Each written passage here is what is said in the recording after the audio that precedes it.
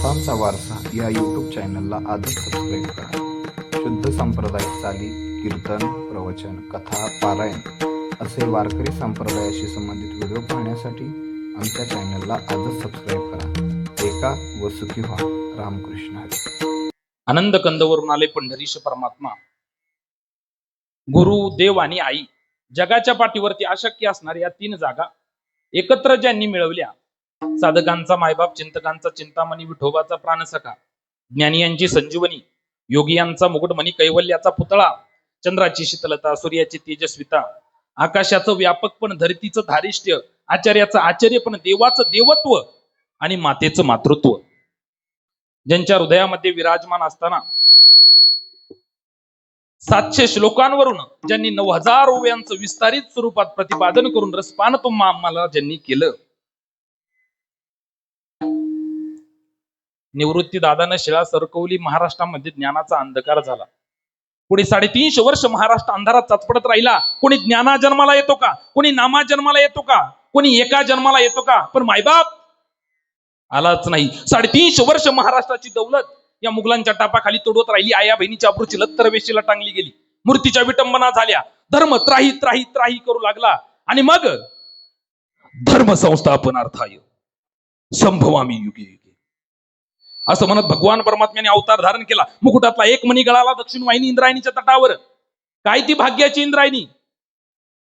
लोणावळ्याला उगम पावली, नेरेला जाऊन भीमेला मिळाली. 39 मैल धावली, पण शरयूला हेवा वाटावा, यमुनेला हेवा वाटावा, एवढं मोठं कार्य माझ्या इंद्रायणी मातेचं. ऐका, शरयूने फक्त प्रभू रामचंद्र पाहिले, यमुनेनं फक्त श्रीकृष्ण पाहिला. पण ऐका, या माझ्या इंद्रायणी मातेनं आपल्या मांडीवर 3 धर्मयोद्धे खेळवले. त्यातला पहिला धर्मयोद्धा सिंहाच्या जबड्यात घालून हात मोजिले दात ही जात मराठ्याची सांगणारे छत्रपती संभाजीराजे.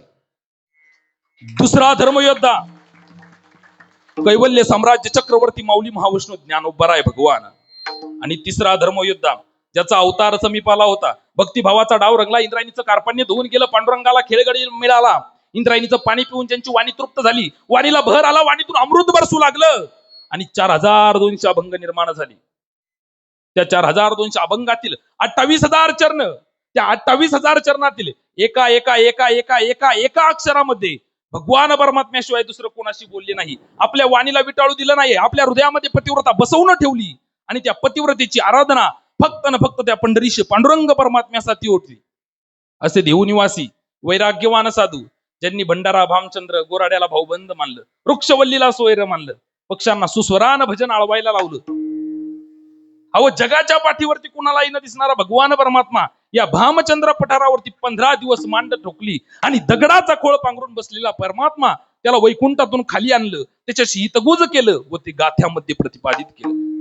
असे देहनिवासी वैराग्यवान साधू, खिशात नाही धन, समाजात नाही मान, घरात मोडकी खाट, पाणी प्यायला फुटका माठ, शेवटी वैकुंठाची वाट आणि असा ज्यांचा परमार्थाचा थाट, असे असणारे वारकरी संप्रदायाचं कलस्थान, वारकरी संप्रदायाचा श्वास श्रीमंत श्री जगद्गुरु तुकोबराय. आणि तुकोबरायांचा 4 चरणाचा आणि या भूतलावरती जन्माला आल्याच्या नंतर जीवानं कोणत्या रंगामध्ये रंगायचं याचा उपदेश करणारा अभंग आजच्या कीर्तन रूपी सेवेसाठी घेतलेला आहे. विठाला विठाला विठाला विठाला विठाला विठाला विठाला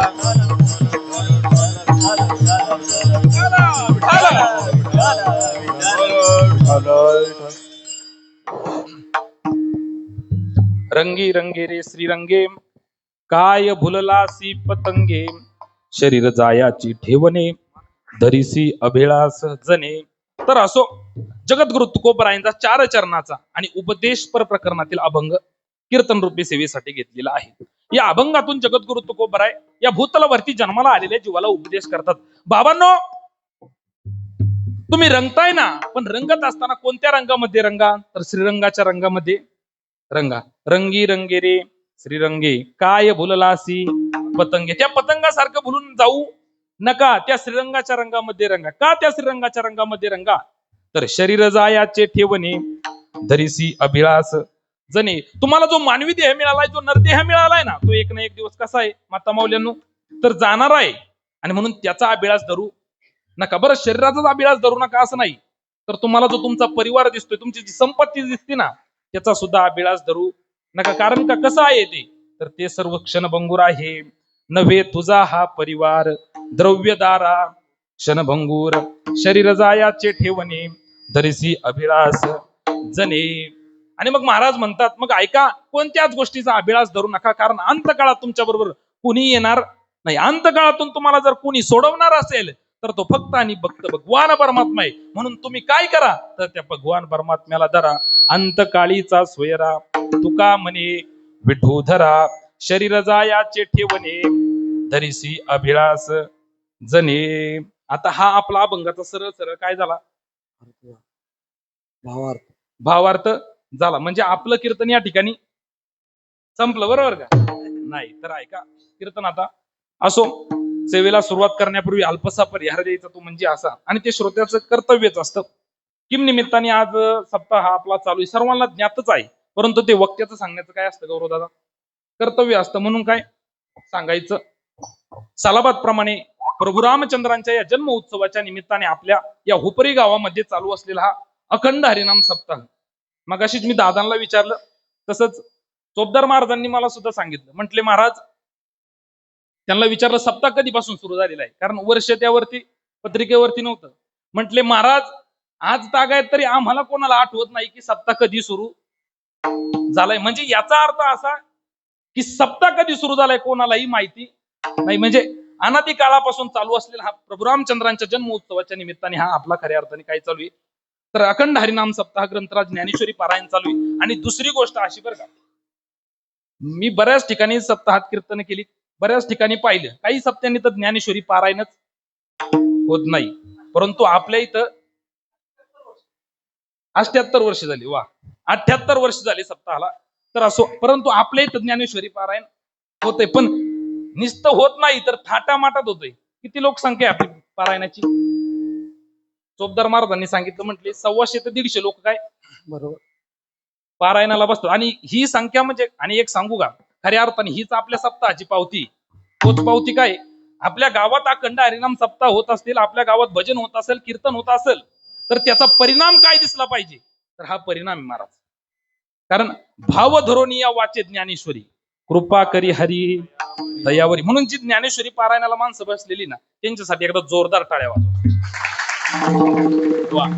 आणि एक सांगू का, माझ्या आल्याबरोबर मनात आलं की आज खऱ्या अर्थाने वरुण राजाचं काय झाले, आगमन झाले. असो, काय हरकत नाही, समयासी सादर होत असते अशा घटना. परंतु खऱ्या अर्थाने एक गोष्ट सांगू का, इथं आल्याच्या नंतर असं वाटलं, मी उपरी या गावामध्ये कीर्तन करत नाहीये, तर साक्षात पंढरपूरमध्ये पांडुरंगाच्या रावळामध्ये कीर्तन करतो, अशी या ठिकाणी परिस्थिती आहे. आणि ज्याप्रमाणे ज्ञानोबरायांनी सांगितलं ना की युवले सिरोप लावी येले द्वारी, याचा वेलू गेला गगनावरी, अगदी त्याचप्रमाणे भव्य दिव्य स्वरूपाचं हे नियोजन. मग या नियोजनामध्ये सर्व टाळकरी असतील, सर्व गायक मंडळी असतील, विनेकरी बाबा असतील, इकडं पेटी मास्तर सुद्धा आहे, तिकडं मृदुंगाचार्य विनय महाराज आहेत आमचे, तसेच चोपदार महाराज आहेत, आणि आधी करून महिला मंडळ, सर्व पुरुष मंडळी, सर्व वारकरी, सर्वांचे आभार मानतो. आणि प्रथमतः अशी गोष्ट मान्य करतो की आपण सर्वांनी मला या ठिकाणी एक कीर्तनाची संधी दिली, हे प्रथमतः मी माझं परम भाग्य समजतो. कारण तुकोबरायांच्या भाषेत सांगायचं झालं तर महाराज म्हणतात, मज पामर आहे काय थोरपण पायीची वाहन पायी बरी. तेव्हा तुम्हा सर्वांच्या चरणावरती काय होतो, नतमस्तक होतो. मग या सेवेच्या निमित्ताने उपस्थित वयोवृद्ध, तपवृद्ध, सर्व भाविक सज्जन, सर्व आबालवृद्धांना वंदन करतो.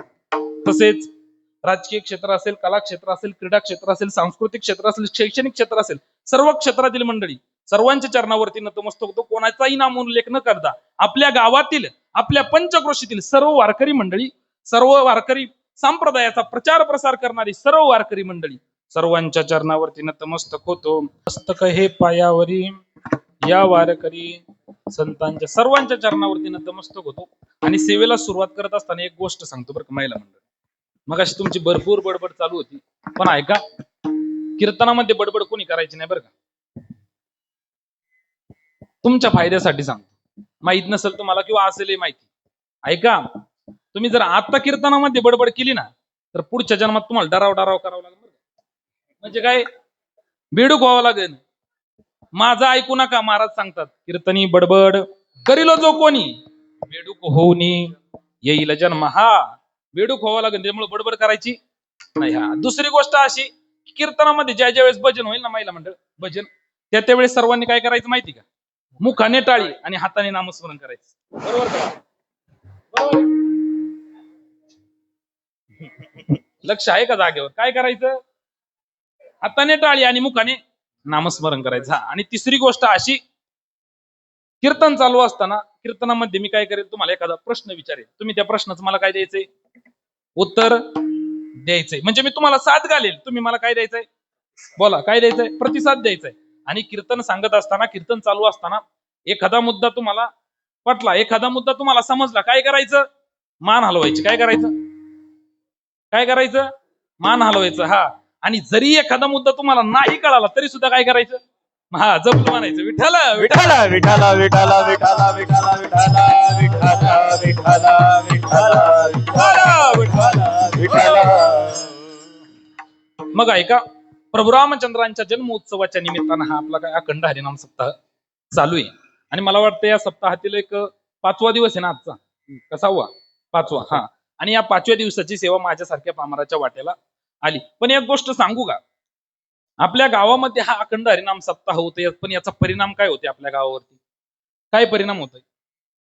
ऐका, भगवान परमात्मा आपल्या गावामध्ये अवताराला आलाय. आपण जन्म भगवंताचा काय केलाय? काल रामनवमीच्या दिवशी जन्म केलाय ना सर्वांनी. हा, उदाहरण देऊन सांगतो, ऐका. आपल्या गावात राशनचं दुकान आहे का बाबा? राशन माहिती ना? राशनचं आहे ना दुकान. काय झालं, राशनच्या दुकानामध्ये सकाळी सकाळी गाडी खाली होती आणि ती पाहिली एका कोणी माता माऊलीने पाहिली. आणि पाहिल्याच्या नंतर माता माऊलीने विचारलं, दादा धान्य आलेलं दिसतंय.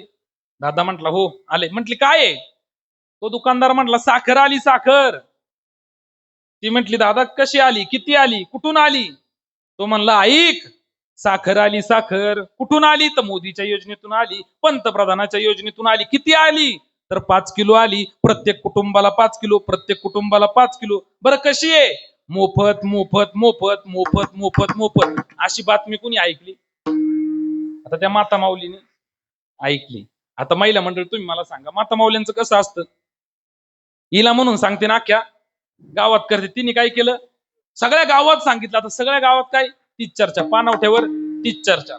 मंदिरामध्ये सप्ताह चालू होता, सप्ताहात सुद्धा काय? तीच चर्चा. राशनच्या दुकानात काय आली? साखर आली. किती आली? बोला, 5 किलो आली. कुठून आली? मोदीच्या योजनेतून आली. बरं कशी आहे? फुकट फुकट फुकट. आता उद्या रांगा लावू नका तिथं, नाही तर दुकानदार माझ्याकडे यायचं, महाराज द्या तुम्ही साखर. ऐका, आता तुम्ही मला सांगा, अख्ख्या गावात काय चर्चा चालू?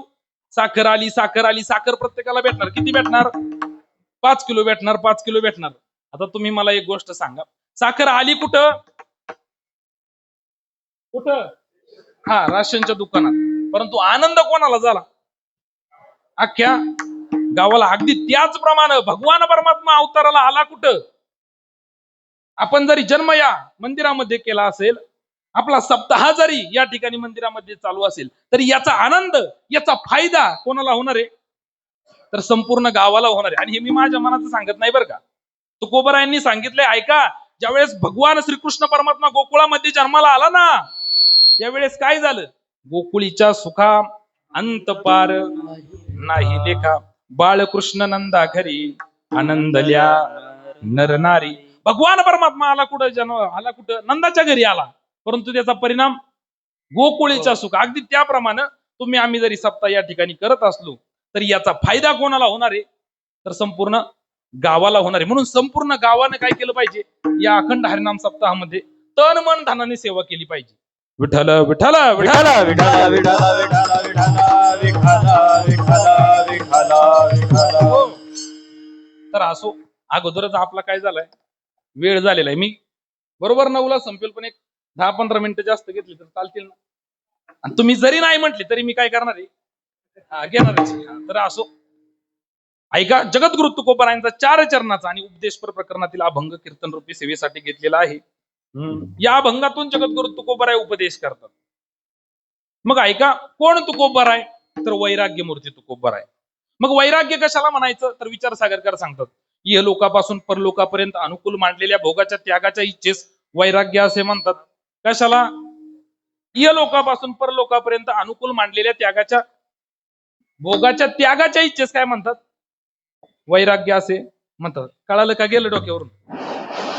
म्हणजे एखाद्या गोष्टीचा त्याग करायचा याला वैराग्य म्हणत नाही. ती त्यागाची इच्छा मनामध्ये निर्माण होणं याला काय म्हणायचं? वैराग्य म्हणायचं. आणि असे वैराग्य मूर्ती जगद्गुरु तुकोबरा या भूतलावरती जन्माला आले बरं का.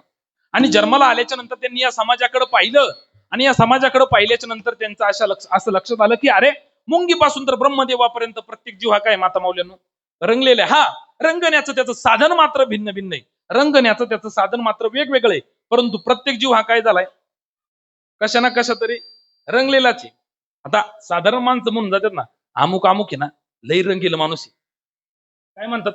लई रंगील. म्हणजे काही माणसं अशी आहेत ऐका जी विषयामध्ये रंगली, काही माणसं अशी आहेत जी संसारात रंगली, काही माणसं व्यसनामध्ये रंगली, काही माणसं पदात प्रतिष्ठेत संपत्ती स्त्रियांमध्ये रंगली.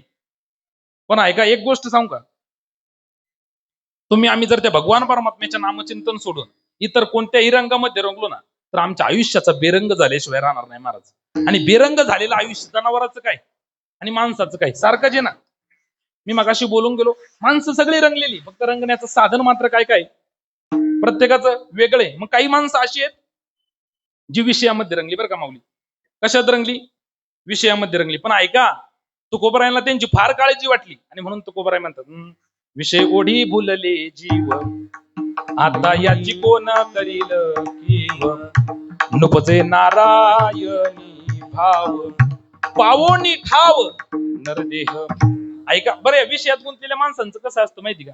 विषयाची चरवणी केली आयुष्याची गाळणी. विषयात गुंतल्यामुळे काय होतं अख्ख्या आयुष्याचं काय करून टाकतात? वाटोळ करून टाकतात. काय झालं एका गावामध्ये ना एक माणूस होता आणि तो आजारी पडला आणि एकाचा असाच अंतकाळ आला होता. आणि अंतकाळ आल्याच्या नंतर त्याचं काय झालं, आता सर्व नातेवाईक सर्व मित्रमंडळी जमली होती माता माऊल्यांनो. कशासाठी? कारण आता प्रत्येकाला वाटत होतं हा काय आता जाणार आहे. त्याच्यामुळे सगळे काही जमले होते. पण ऐका अंतकाळाच्या समयेस त्यानं काय केलं, आपल्या मुलांकडे पाहिलं आणि मुलांकडे पाहायचं काय म्हणायचं माहिती का? वाके वाके वाके वाके असं म्हणायला सुरुवात केली. आता त्या बाबाची 2 मुलं होती, त्यातला बारका मुलगा जरा हुशार होता आणि परमार्थाचा जरा त्याला अभ्यास होता. त्याला वाटलं की कदाचित आपल्या बाबांना काय अंतकाळाच्या समयात काय म्हणायचं असन, वासुदेव केशव म्हणायचं असं. आणि तुकोबरायांच्या गाथेचा अभ्यास असल्यामुळे त्याच्या असं लक्षात आलं की अरे अंतकाळी ज्याच्या नाम आले मुका तुका म्हणे सुका पार नाही हा. आणि मग त्यानं काय केलं, डॉक्टरांना बोलून आणलं आणि डॉक्टरांना सांगितलं डॉक्टर साहेब काहीही करा परंतु माझ्या बाबांना शेवटचे 2 शब्द बोलता आले लबडे महाराज 2 शब्द बोलता आले पाहिजे. आणि असं म्हटल्याच्या नंतर डॉक्टर साहेबांनी काय असं एक चूर्ण केलं, औषध बनवलं आणि त्यांना पिण्यासाठी दिलं. आणि ते दिल्याच्या नंतर तो मुलगा पळत पळत बाबाकडे गेला, म्हणला बाबा ओ बाबा म्हणा ना वासुदेव केशव, म्हणा ना वासुदेव केशव. आता माता माऊलीनं तुमचं काय म्हणणं, त्याने वासुदेव केशव म्हणायला पाहिजे का? नाही म्हणायला पाहिजे, म्हणायला पाहिजे ना. पण ऐका त्याने असं बाई माग सारली आणि ताड दिशी त्याच्या कांटाळत ठेवून दिली, थोडी जोरात दिली हा. आणि मग म्हटलं अरे मूर्खा मगाच्या धरून तुम्हाला सांगतोय काय वासरू किरसुनी खाते म्हणून, काय सांगतोय हा. आता तुम्ही मला सांगा अंतकाळ आलेला आहे, क्षणात काय होणार आहे दादा? क्षणात काय होणार आहे? मृत्यू होणार आहे. तरी सुद्धा यांना विषय सुटले का? विषय सुटले नाही. हे कशामध्ये रंगले माहिती का? विषयामध्ये रंगले. आणि या विषयात रंगलेल्या माणसांचं काय होतं माहिती का? देवधर्म सांधी पडिले सकळ विषयी गोंधळ गाजतसे विठाल विठाल विठ्ठल विठ्ठल विठ्ठल विठ्ठल. पण ऐका विषयामध्ये जर आम्ही रंगलो ना तर याचा सुद्धा परिणाम आहे बरं का. काय परिणाम आहे? विषयाचे सुख येथे वाटे गोड पुढे अवघड यमदंड मारिती तोडीती झोडीती निष्ठूर यमाचे किंकर बहुसाल. किती दिवस? यमाचे किंकर बहुसाल. 1 दिवस नाही, 1 महिना नाही, 1 वर्ष नाही, अनेक वर्ष काय करतात? मारिती तोडीती झोडीती निष्ठूर यमाचे किंकर बहुसाल. म्हणून आपण या विषयात रंगता कामा नाही. आणि या विषयाच्या गोष्टींचं कसं आहे सांगू का? आमचे गुरुवरे गुरुजी पाठामध्ये सांगत असतात. ऐका इकडे लक्ष द्या. कधी कधी काय होतं माहिती का, माणसाला असं हातापायाला आहे ना खरूज नाईट येतं बरोबर ना, आणि आल्याच्या नंतर त्याला काय होतं अशी खाज सुटते. आता तुम्ही मला सांगा की ते खाजवताना कसं वाटतं? फार गोड वाटतं, फार चांगलं वाटतं. परंतु खाजून झाल्याच्या नंतर त्याची काय होते? आग सुटते ना. अगदी त्याचप्रमाणे या विषयांचं सुद्धा तसं आहे. हे विषय इथं बघताना फार चांगलं वाटतं, फार गोड वाटतं, परंतु भोगून झाल्याच्या नंतर पुढे अवघड यमदंड मारिती तोडिती जोडिती निष्ठुर यमाचे किंकर बहुसाल. तर असो, काही माणसं अशी आहेत जी विषयामध्ये रंगली. चला पुढे. काही माणसं अशी आहेत जी संसारामध्ये रंगली. ऐका, मान्य आहे तुम्ही आम्ही संसारामध्ये आलो, संसार हा केलाच पाहिजे. माऊली ज्ञानोबरायांनी सुद्धा सांगितलं, असोनी संसारी जिव्हे वेगू करी वेदशास्त्र उभारी बाह्य सज. ज्ञानोबरायांनी सुद्धा सांगितलं काय, संसार करा ना, न लगती सायास जावी वनांतरा सुखे येतो घरा. हा, कुठेही जाण्याची गरज नाही, संसार तुम्ही करा. परंतु काय केलं पाहिजे संसार करत असताना सुद्धा? कामामध्ये काम काही म्हणा. हा, परंतु आपल्याला काय झालंय माहिती का, आपण तुम्ही आम्ही या संसारात काय झालो, रंगून गेलोय महाराज. काय झालोय? रंगून गेलोय. नाथ महाराजांनी तर हात जोडून विनंती केली, बाबांनो हा संसार करू नका, या विषयामध्ये गुंतू नका. काय करा तर ते वासुदेवाला आठवा. काय करा? वासुदेवाला आठवा. संसार कसं सांगितला तर दुःखाचं दुःख बांधवडी आहे हा संसार, सुखाचा विचार नाही कोठे. मग ऐका, काही माणसं अशी आहेत जी कशामध्ये रंगली तर संसारामध्ये रंगली. चला पुढं. काही माणसं अशी आहेत जी स्त्रियांमध्ये रंगली. पण ऐका, जी स्त्रियांमध्ये माणसं रंगली ना, त्याचा सुद्धा काय परिणाम माहिती का? ज्ञानोबरायांनी फार वर्णन केलं. चित्तार आदी स्त्रियेचे तियेचे नि छंदी नाचे माकड गारुडियाचे तैसे होय.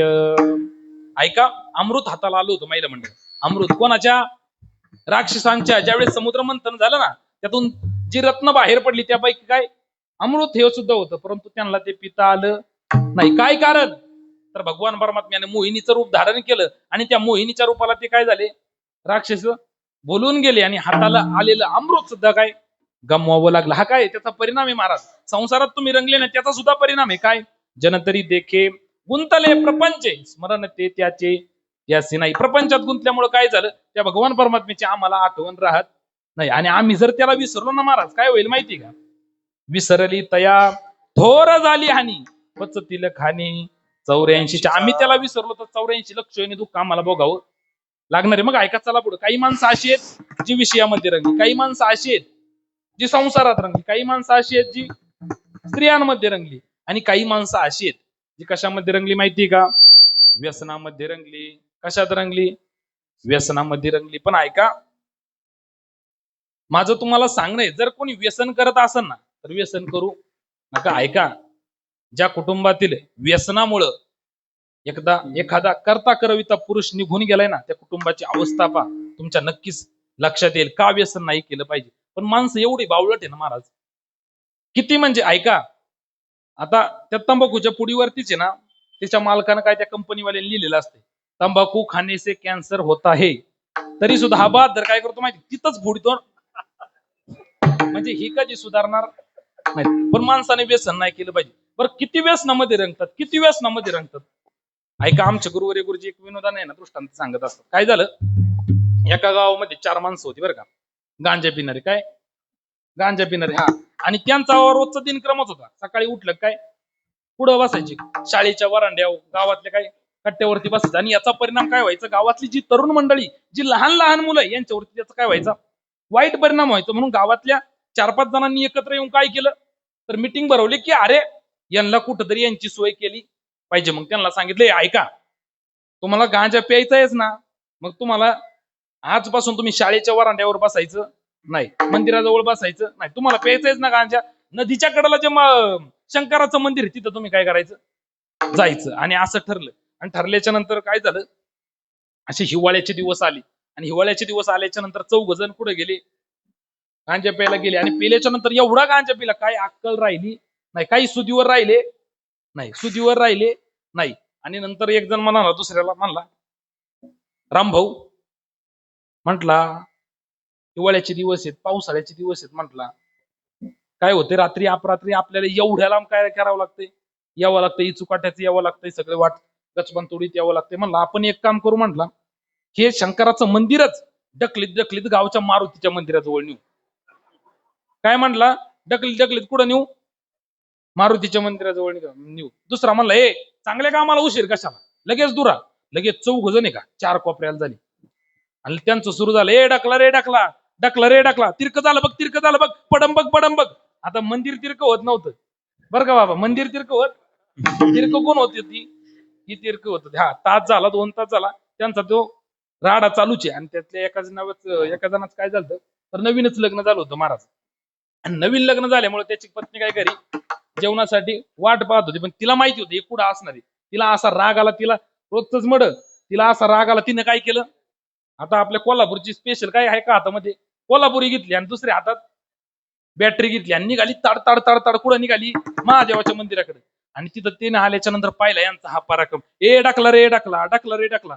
तिच्या अशी तळपायाची आग मस्तकात गेली. तिने विचार केला, मी दिवसभर काबाड कष्ट करायचे आणि ह्या मेलाने इकडे येऊन असं हे करायचं, असं व्यसन करायचं, असं तसं. तिचे तळपायाची आग मस्तकात गेली. आणि गेल्याबरोबर तिने काय केलं, हातातली जी कोल्हापुरी होती ना, ती सन सन दन दन दन दन काय ठेवून दिली. जसे 5-6 रपाटे पाठीत पडले. तो काय म्हणला माहिती का, म्हणला, राम भाऊ 4 तास झाले म्हणला मंदिर ढकलितोय. काय 4 तास झाले मंदिर ढकलितोय, पण आत्ताशी कुठं 4-5 इटा पडल्या गाडा. काय म्हणला, आत्ताशी कुठं 4-5 इटा पडल्या. म्हणजे त्यांना एवढं सुद्धा समजत नाही की आपल्याला हाणलंय का, इटा पडल्यात का, काही समजत. ही कशामध्ये रंगली माता माऊलीनं माणसं, व्यसनामध्ये रंगली. आणि काही माणसं अशी आहेत ऐका, जी पदात, प्रतिष्ठेत, संपत्तीत, धनात रंगली. आणि मग अशा सगळ्या रंगांचा अनुभव घेऊन काही माणसं जगद्गुरु तुकोबरायांजवळ गेली आणि महाराजांना विचारलं, महाराज आम्ही चित्त समाधानासाठी किंवा आयुष्यामध्ये रंगता प्राप्त होण्यासाठी आम्ही सगळ्या रंगांचा अनुभव घेऊन पाहिला, परंतु आमच्या आयुष्याचा रंग, आमच्या आयुष्याला रंग आला नाही. उलट जो रंग आहे तो सुद्धा रंग कसा झाला, पुसट झाला. परंतु महाराज आम्ही तुमच्या जवळ पाहतो, चित्त समाधानासाठी किंवा सुख प्राप्त होण्यासाठी, आयुष्यामध्ये रंगता प्राप्त होण्यासाठी तुमच्याजवळ कोणतंही साधन नाही, तरी तुम्ही नेहमी कसे असता, आनंदाचे डोही, आनंदाचा रंग, अशा स्थितीवर तुम्ही नेहमी असता. महाराज मग याचं कारण काय. त्यावेळेस तुकोबरायांनी सांगितलं, बाबांनो तुम्ही ज्या रंगात रंगता ना त्या रंगामध्ये रंगू नका, तर मग कोणत्या रंगामध्ये रंगा. रंगे रंगे रे श्रीरंगे, काय भुललासे पतंगे.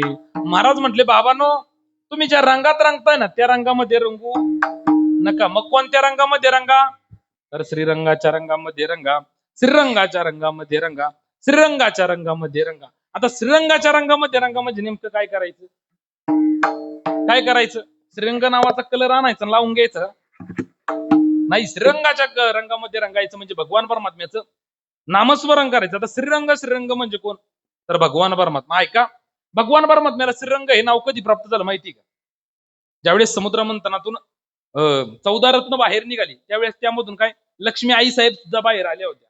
आणि येतानाच त्या कशा आल्या होत्या माहिती का, माता मुलांना हार घेऊन आल्या होत्या. कशासाठी, तर पतिवरण्यासाठी.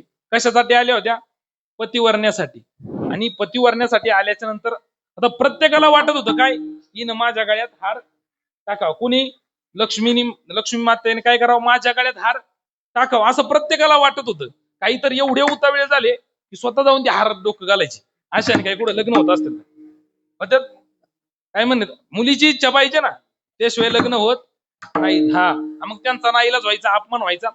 आणि मग काय झालं माहिती का, लक्ष्मी आई साहेबांनी असं पाहिलं की अरे माझ्यासाठी योग्य वर कोण आहे. आणि असं पाहिल्याच्या नंतर पहिल्यांदा पाहिलं कोणाकडे माहिती का, इंद्रदेवाकडे पाहिलं. आणि इंद्रदेवाकडे पाहिल्याच्या नंतर विचार केला की अरे हा देवांचा राजा आहे, हा देवांचा राजा, हा देवादी देव इंद्र आहे, याच्याशी लग्न करायला काही हरकत नाही. पण म्हटले याचा सुद्धा एक प्रॉब्लेम आहे, काय, देहाचे पुरंदर 14 जाती. किती, एका ब्रह्मदेवाच्या रात्रीमध्ये किती इंद्र होतात, 14 इंद्र होतात. आणि म्हटले मग असा कुपुसायचा कार्यक्रम किती वेळा करायचा. म्हणून काय केलं, इंद्रदेवाला काय केलं, कॅन्सल केलं. ऐका, तीर्थम भुक्त्वा स्वर्ग लोकम विशालम क्षिणे पुण्यमर्त्य लोकम विशंती एवं त्रयी धर्म मनु प्रपन्ना गता गतम काम कामा लभंते. 9व्या अध्यायामधला श्लोक आहे. ज्ञानोबराय याचं विवचन करत असताना म्हणतात, मग तया पुण्याची पावटी सरे सवेची इंद्रपणाची उटी उतरे आणि येऊ लागती माघारे मृत्यू लोका. तुकोबरायांनी सुद्धा सांगितलं बरं का, तुका म्हणे जाती पुण्यक्षया अधोगती. त्यांचं पुण्य संपलं का त्यांची जागा त्यांना काय करावी लागते, सोडावी लागते. म्हणून इंद्रदेवाला काय केलं, कॅन्सल केलं. नंतर पाहिलं कोणाकडे, ब्रह्मदेवाकडे पाहिलं. तर ब्रह्मदेवाकडे पाहिल्याच्या नंतर विचार केला, हा काय ब्रह्मदेव आहे, हा काय करतोय, सगळी मडकी यांनीच घडवल्यात. कोणती, इथं कीर्तनात बसलेली, वरती बसलेली, बाहेर असलेली सगळी मडकी कुणी घडवल्यात? ब्रह्मदेवानं. कुलाल हाडाचा बाप चाडाचा अखंड घडवितो मडकी रे. पण त्याला सुद्धा कॅन्सल केलं का? म्हटले याला नाही रामनवमीची सुट्टी, याला नाही नाताळाची सुट्टी, याला नाही दिवाळीची सुट्टी, याला नाही हनुमान जयंतीची सुट्टी, याला कशाची सुट्टी नाही. म्हणून ब्रह्मदेवाला सुद्धा काय केलं? कॅन्सल केलं. नंतर पाहिलं कोणाकडं? तर महादेवाकडे पाहिलं. म्हटले हा काही कैलासाचा पती आहे, याच्याशी लग्न करायला काही हरकत नाही. पण म्हटले हा सदैव कसा असतो? गजचर्म व्याघ्रांबर कंठी शोभे वासुकी हार. म्हणून काय केलं? म्हटले याच्यासोबत लग्न करायला काय अर्थ नाही. कारण का बरं? याचे मित्रमंडळी काय आपण जीव घालावे असे नाहीत. कोण आहेत याचे मित्रमंडळ? भूते वेताळ नाचती हर्षयुक्त उमापती. म्हणून काय केलं? भगवान महादेवांना सुद्धा काय केलं? कॅन्सल केलं. आणि असे बरेच वर रिजेक्ट केले. याच्यानंतर शेवटी एक पाहिला. कोण? राजस कुमार मदनाचा पुतळा रवी शशिकळा लोपलिया. असा जगाचा चालक मालक भगवान परमात्मा पाहिला. आणि पाहिल्याच्या नंतर लक्ष्मी आईसाहेब स्वतः हा हार घेऊन माळ घेऊन कुठे गेल्या? तर भगवान परमात्म्याजवळ गेल्या. पण ऐका, भगवान परमात्मा लई चतुर आहे. काय केलं माहिती का? भगवंताने अशी मान फिरवली. लक्ष्मी आई साहेबांनी विचारलं देवा असं का? त्यावेळेस देवानं सांगितलं काय? माझ्याजवळ माझा कोणताही अवयव शिल्लक राहिलेला नाही. माझं संपूर्ण शरीर माझ्या भक्ताच्या स्वाधीन आहे. फक्त माझे काय शिल्लक आहे? पाय शिल्लक आहे. आणि लक्ष्मी आई साहेब म्हटल्या मला तेवढेच पाहिजे. काय पाहिजे? पाय लक्ष्मीचे हाती म्हणून येतो काकुलती. हा. आणि तेव्हापासून भगवान परमात्म्याला नाव काय पडलं? श्रीरंग. श्री म्हणजे काय? लक्ष्मी. आणि लक्ष्मी ज्याच्या रंगामध्ये रंगली त्याचं नाव काय? श्रीरंग. आणि मग ह्या श्रीरंगाच्या रंगामध्ये रंगायचं म्हणजे काय करायचं? त्याचं भजन करायचं, त्याचं नामस्मरण करायचं. ठीक आहे महाराज, आमच्या लक्षात आलं. काय? श्रीरंगाच्या रंगामध्ये आम्ही रंगलं पाहिजे, त्याचं नामस्मरण केलं पाहिजे, त्याचं नामचिंतन केलं पाहिजे. पण महाराज आम्हाला सांगा, त्या श्रीरंगाच्या रंगामध्ये रंगण्यासाठी एवढा अट्टहास, एवढी घाई, एवढी गडबड का? त्यावेळेस महाराज सांगतात काय? श्रीरंगाच्या रंगामध्ये रंगण्यासाठी शरीर हे एक काय? शरीर हे एक साधन आहे. पण म्हटले या शरीराचा एक प्रॉब्लेम आहे. म्हटले काय? हे जाणार आहे आणि हे जाण्यासाठीच आलेलं आहे. तुकोबरायांनी सांगितलं काय? शरीर जायाचे ठेवणे धरिसी अभिलाष जने. शरीर हे कसं आहे? तर जाणार आहे, जाण्यासाठीच आलेले. त्याच्यामुळे त्याचा अभिलाष धरू नका. देह जाणार जाणार त्यासी काळोबा खाणार. नाशिवंत देह जाणार सकळ आयुष्य खातो काळ सावधान. देह कसा आहे? जाणार आहे, म्हणून त्याचा अभिलाष धरू नको. मग महाराजांना विचारलं, महाराज ठीक आहे आम्ही देहाचा अभिलाष धरत नाही, परंतु जे आमचा परिवार आहे, जे आमचे नातेवाईक आहे, जे आमचे मित्रमंडळी आहे, यांचं काय? महाराज म्हटले काय? नव्हे तुझा हा परिवार द्रव्यदारा क्षणभंगूर. या ठिकाणी तुझं कोणीच नाहीये. आहे का कोणी? ऐका काय झालं. एका गावामध्ये, लक्ष देऊन ऐका बरं का माता मुलींनो, एका गावामध्ये एक अगदी श्रीमंत माणूस होता. गडगंज संपत्ती होती, परंतु तो कधी भजनाला नाही, कधी कीर्तनाला नाही, कधी हरिपाठाला नाही, कधी काकड्याला नाही, कधी पारायणाला नाही, कधी हरिजागराला नाही. तो कशालाच मंदिरामध्ये येत नव्हता, कधी कोणाच्या चांगल्या कामामध्ये येत नव्हता. त्याला विचारलं का रे बाबा, तू कधी काकड्याला नाही, कधी भजनाला नाही, कधी कीर्तनाला नाही, कधी हरिपाठाला नाही, कधी ज्ञानेश्वरी पारायणाला नाही. तो म्हटला माझ्याजवळ सर्व काही, सगळी संपत्ती, म्हणून मी काही येणार नाही. पण ऐका, त्या गावामध्ये काय आली? एक साधू महाराज आली. आणि साधू महाराजांचं आगमन झाल्याच्या नंतर साधू महाराजांनी काय केलं माहिती का? त्या माणसाला बोलवलं. ऐका महिला मंडळ. आणि बोलवल्याच्या नंतर साधू महाराजांनी त्याला काय शिकवलं? समाधी लावायला शिकवली. पण ऐका, समाधी अशी होती, पोटाचं खाली वर जाणं येणं काय व्हायचं? थांबायचं. नाकानं श्वास घ्यायचं काय व्हायचं? थांबायचं. परंतु कानाने त्याला फक्त काय व्हायचं? तर ऐकू यायचं. आणि असं शिकवल्याच्या नंतर काय झालं माहिती का? तो समाधी लावायला शिकला आणि घरी आला. आणि घरी आल्याच्या नंतर त्यानं काय केलं? येताना शेवया घेऊन आले. शेवया माहिती ना सर्वांना? हा. आणि आल्याच्या नंतर बायकोला आवाज दिला, म्हणला ए शेवया आणल्या, तेवढ्या शेवया करून मला खायला दे. आणि असं म्हटल्याच्या नंतर त्याच्या बायकोनं काय केलं? तर शेवया केल्या आणि त्याला नेऊन दिल्या. आणि दिल्याच्या नंतर यानं या गाड्याने इकडे काय केली? तर समाधी लावली. आणि समाधी लावल्याच्या नंतर 2 मिनिटं झाली, 3 मिनिटं झाली, 4 मिनिटं झाली, 5 मिनिटं झाली. यानं काय शेवयाला हात लावला नाही, माशा फिरायला लागला. आणि हे पाहिलं कोणी? त्याच्या बायकोनं पाहिलं. पाहिल्याच्या नंतर बायको धावत आली.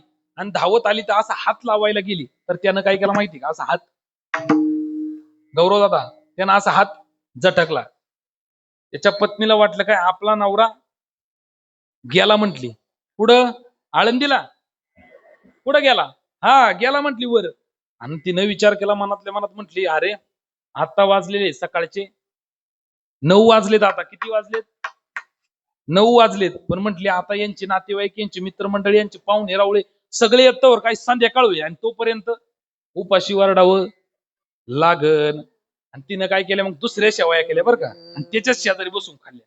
त्याने विचार केला मनातल्या मनात, म्हणला खरंय गाड्या साधू महाराजांचं, खरंय कोणी कोणाचं या जगात कोणी कोणाचं नसतं. पण जाऊ द्या म्हणला, आपली पत्नी नाही, आपले मित्रमंडळी, आपले भाऊ, आपलं कुणीतरी. मग बराच वेळ झाला, सगळे पाहुणे रावळे जमले, सगळे मित्रमंडळी आले. आणि आल्याच्या नंतर सगळ्यांचं काय झालं, आरडाओरडा सुरू झाला बरं का. आणि आरडाओरडा सुरू झाल्याच्या नंतर आता सगळी माणसं रडत होती. आता कोण कसं रडत होतं थोडक्यात सांगतो ऐका. जी आई होती ना माता माऊलींना, आई म्हणत होती, देवा अरे हे काय केलं तू? पिकलं पान ठेवलं आणि हिरवं पान घेऊन गेला. आता पिकलं पान म्हणजे कोण? ती म्हातारी. हा, आणि हिरवं पान म्हणजे तो गडी. आणि असं म्हटल्याच्या नंतर ती म्हटली, देवा पिकलं पान न्यायचं होतं, हिरवं पान ठेवायचं होतं, पण तू असं का केलं?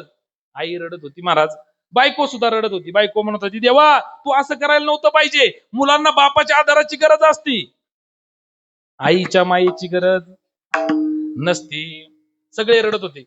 तिकडून बहीण आली. आता बहिणीला स्टँडवरच धरायला 25 बाया. किती? कारण का बाई माणसाचं रडणं कसं असतं, आपॅट असतं. तिनं तिकडून येताना सुरुवात केली, दादा माझ्या दिवाळीचं कसं होईल? म्हणजे तिला दादा गेला याचं टेन्शन, तिला कशाच टेन्शन? दिवाळीचं. ऐका माता माऊलींनो, पुरुष मंडळी, आमचे गुरुवारी गुरुजी सांगत असतात, आपण गेल्याच्या नंतर आपण गेलो म्हणून कोणाला दुःख होत नसतं बरं का. आपल्यापासून जो फायदा होत होता ना, त्याची उणीव कोण भरून काढणार, म्हणून माणसं काय होत असतात, रडत असतात. सगळे रडत होते, सगळे रडत होते. पण ऐका तेवढ्यात काय झालं, 9:03 साधू महाराजांचं आगमन झालं. आणि साधू महाराजांचं आगमन झाल्याच्या नंतर सर्वांनी काय केली, साधू महाराजांना विनंती केली, महाराज महाराज काही करा, परंतु यांना एवढं काय करा, यांना एवढं जिवंत करा. साधू महाराज म्हटले ठीक आहे, मी यांना जिवंत करतो, पण म्हणले माझ्या 2 अटी. बरं का ओंकार महाराज काय म्हटले? 2 अटी आहेत माझ्या. पहिली अट अशी की मला 1 कपभर काय पाहिजे, दूध पाहिजे. आणि दुसरी अट अशी, हे मी दूध काय करील, याच्यावरून 3 वेळा उतरेन, आणि जो दूध पिन तो मरण हा उठून बसल. आता असं म्हटल्याच्या नंतर आहे का, जशी आपण टीव्हीची बटन बंद करावी का, तशी काय झाली, सगळ्यांचे आवाज बंद. टाचणी पडन इतका आवाज येईल, सगळ्यांची काय झाली, तोंड बंद झाली. आता साधू महाराजांनी काय केलं, ते दूध 3 वेळा उतरवलं. आणि आता पहिलं नेलं कोणाकडे माहिती का? आईकडे नेलं, आईकडं. आता माता माऊलीनं तुम्ही मला सांगा, आईनं दूध प्यायला पाहिजे होतं का नाही प्यायला पाहिजे? काय म्हणणं आहे तुमचं? प्यायला पाहिजे होतं ना. तुमच्या वेळ आले कळण, तसं नाही कळणार. ऐका, अहो तुमचा आमचं सोडा, गोकुळामध्ये बातमी गेली, यशोदे तुझा नंद लाला, तुझा कान्हा या यमुनेच्या डोहामध्ये बुडालाय. ही बातमी यशोदेने ऐकली आणि यशोदा पळत सुटली. आता प्रत्येक गवळणीला वाटत होतं यशोदा जाईल आणि त्या डोहामध्ये उडी मारेल. 100 गवळणी धरायला होत्या, प्रत्येकीला वाटत होतं यशोदा जाईल आणि डोहामध्ये उडी मारेल. पण ऐका, ते यमुनेच्या डोहातलं पाणी पाहिलं, यशोदा घाबरली. कोबराय म्हणतात, मागे सरे माय पाऊला पाऊली. भगवान परमात्मा म्हणाला, अगं आई, या संपूर्ण विश्वाला, या संपूर्ण जगताला बुडताना मी वाचवतोय, तू फक्त उडी मारायला पाहिजे होती, तुझ्या केसाला सुद्धा धक्का लागू दिला नसता. आता महिला मंडळ, तुम्ही मला सांगा, देवानं देवाच्या आईनच देवासाठी उडी मारली नाही, मग आपल्या आई येडे नाही महाराज, कुणी कोणाचं नसतं. आईनं शब्द फिरवला, म्हटली ए महाराज, म्हटली 4 दिवस राहिले चुकाने 4-5 लाडू खाईन जगन आणि मग काय करीन, मग जाईन. आईनं शब्द फिरवला. आता आईच घेत नाही म्हटलं, बायको घेईन का? बायकोनं मनातल्या मनात विचार केला, सिर सलामत तो पगडी पाचस, पुढचं पड पाहून घेता येईल म्हटली. बायकोनं सुद्धा शब्द बदलला. बायको म्हटली, ए मुलांना आईच्या मायेची गरज असते, बापाच्या आधाराची गरज नसते. भावाकडे नेला, भाऊ म्हटला त्याचा जसा परिवार आहे तसा माझा सुद्धा काही परिवार आहे, मी त्याला जिवंत करून माझं परिवार कुटुंब पोरकं करू का? भावानं शब्द बदलला. आणि त्या बहिणीजवळ प्याला नेला. कोणाजवळ? ज्या बहिणीला 25 बाया होत्या स्टँडवर बरं का महिला मंडळ धरायला, त्या बहिणीजवळ नेला. तर बहिणीने तरी प्यायला पाहिजे होती का नाही? बहिणी जसा प्याला नेला तसा बहिणीनं मनातल्या मनात विचार केला, म्हटली तरी माझा नवरा म्हणत होता 10 वेळा जाऊन मौतीला येऊन कुटाणाच झाला. म्हटली काय? मौतीला येऊन कुटाणा झाला. सगळ्यांनी काय केलं, शब्द बदलला आणि बदलल्याच्या नंतर शेवटी साधू महाराज म्हटले आता काय कोणी घेत नाही, आता काय करतो मीच घेतो. आणि असं म्हटल्याच्या नंतर सगळ्यांनी टाळ्या वाजवल्या, म्हटले वा वा वा वा वा वा. म्हणजे लोकांचं असं म्हणणे महाराज लोकांनी मरावा. आणि आता ऐका, ते दूध पिल्याच्या नंतर काही होणार नव्हतं. मग नेणं ते काही टाणाटोना नामस्मरणा वाचून, नामस्मरणाशिवाय काही नाही बरं का. साधू महाराजांनी ते दूध पिलं आणि त्याच्या कानामध्ये जाऊन सांगितलं काय, नव्हे तुझा हा परिवार द्रव्यदारा क्षणभंगूर शरीर जायाचे ठेवणे धरिसी अभिलाष जनी. ऐका, माऊली ज्ञानोबरायांनी सुद्धा सांगितलं बरं का, जीवन जगत असताना ना सुखाच्या काळात सगळे नातेवाईक येतील, सगळे मित्रमंडळी येतील, दुःखात सुद्धा तुम्हाला काय सोडवण्यासाठी येतील, पण ज्यावेळेस अंतकाळ येईल ना, त्या अंतकाळातून सोडवण्यासाठी कोणीही येणार नाही. त्या अंतकाळातून तुम्हाला कोणी सोडवू शकत असन तर कोण सोडवेल, फक्त आणि फक्त तो भगवान परमात्मा सोडवेल. माऊली ज्ञानोबराय म्हणतात, माता पिता बंधू भगिनी कोणी न पवती निर्वाणी, इष्ट मित्र स्वजन सखे हे तो सुखाची मांडणी, एकला मी दुःख भोगी कुंभ पाक जाचनी, तेथे कोणी सोडविना एका सद्गुरु वाचूनी, तेथे कोणी सोडविना एका सद्गुरु वाचूनी, धर्म जागो सदैवाचा जे बापर उपकारी, आंधळ्या दृष्टी देतो त्याचे नाव मी उच्चारी. ऐका, अंतकाळातून कोणी सोडवणार नाही, सोडवणार आहे का, पण अंतकाळातून आपल्याला कोणी सोडवणार असेल तर कोण सोडवणार आहे, तुका म्हणे तुझ सोडविना कोणी एका चक्रपाणी वाचून. आणि म्हणून काय करायचं तर